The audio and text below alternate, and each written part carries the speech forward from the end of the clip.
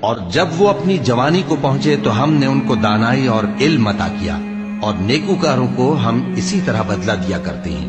اور جس عورت کے گھر میں وہ رہتے تھے اس نے ان کو اپنی طرف مائل کرنا چاہا اور دروازے بند کر کے کہنے لگی، یوسف جلدی آؤ۔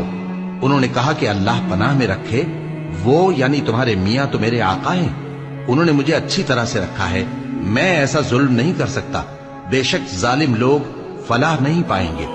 اور اس عورت نے ان کا قصد کیا اور انہوں نے اس کا قصد کیا۔ اگر وہ اپنے پروردگار کی نشانی نہ دیکھتے تو جو ہوتا سو ہوتا۔ یوں اس لیے کیا گیا کہ ہم ان سے برائی اور بے حیائی کو روک دیں، بے شک وہ ہمارے چنے ہوئے بندوں میں سے تھے۔